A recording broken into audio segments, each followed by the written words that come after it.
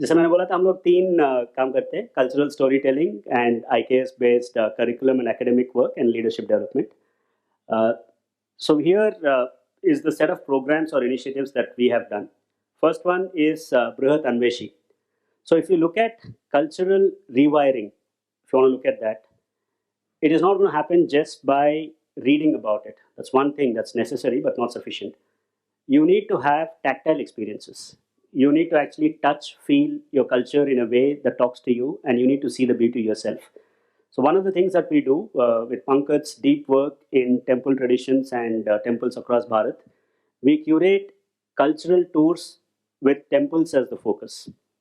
We take delegations through the usually it's a circuit tour. We've done Hoysala circuit 2 times now. Next is Odisha, and after that we plan to take a delegation to Chamba. But the way it's curated is to help you get a full-blown understanding of what this institution called temple means.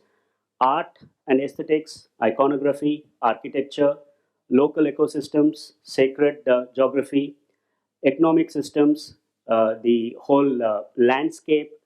So we curate an experience to make sure that you get the real immersion into what it means to be a yatri. So that's one thing that we've done. We've taken 2 delegations already in the last 6 months. We're taking another one now. We also produce a lot of short form video content. We call it Bṛhat Mridang, and we would expand this into long form content shortly. But through this, we want to tell the stories of our culture in bite sized formats. The first series that we've done about 10 videos, is on the metaphors of Indian art, where we try and help people understand and relate to every single icon that we see, from Bija, Stamba to Chakra to every single cultural motif that you have. What is the unifying philosophy behind all of this? And how does it tie the entirety of Bharatiya Gnan Parampara? What does it mean in Natya Shastra? What does it mean in some other darshana? What does it mean in poetics? So we try and create short video formats to stitch a coherent picture of the things that we see but perhaps don't understand. Right? We write a lot. We are just a week under 6 months now. We have written about 57 long form essays. So we publish one long form essay either on Indian knowledge systems or temple traditions or culture or cultural interpretation, one every 3 days. We're fairly productive in that sense, and I would request those of you who are interested to check out our DT blog. We are also doing some fundamental research on the history of Rig Veda and what we call the synaptic reconnections to civilization.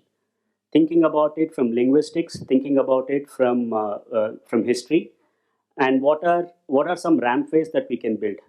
So, how do you think about continuity from Vedic times to today?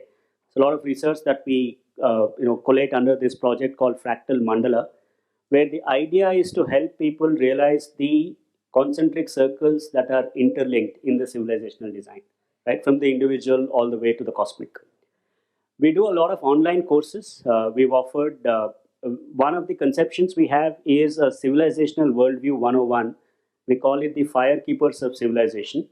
How do you build a basic idea of the thinkers and their main ideas when you think about the civilizational worldview? Under Bṛhat Drashta, we offer online programs where we've just covered Sri Ram Swarup ji and Sri Sitaram Goyal ji. Pankaj had taken both of those sessions about maybe 20 hours each.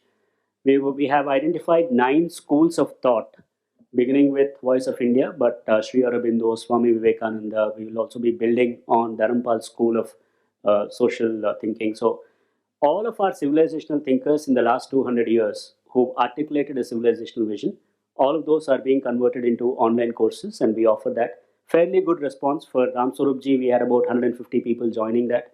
For Sitaram Goyal ji, we had about 80 people joining this. So these are open programs that we run at fairly accessible and personalized time scale level. We offer a curated set of learning resources called the Bṛhat Open Library. I'd love to show it to you on the website. And we've organized this to make sure that whatever your area of interest is, if you're somebody who likes history, you can start from history and look at the knowledge systems. If you want to go to darshanas, you have darshanas organized in a manner that you can consume. If you want to go explore the Puranas, we have a section where all the Puranas are stored. We're going to upload all the Upanishads shortly.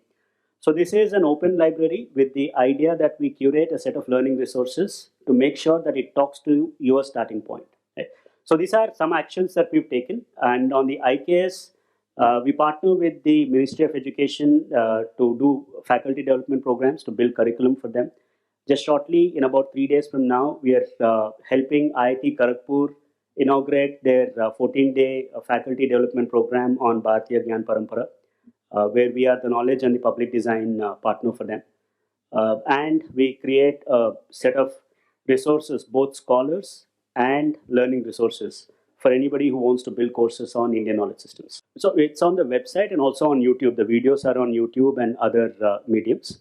The curriculum, of course, is more institutional. Right now, we are offering it to institutions. And all of our course material, sir, is also available on the open library.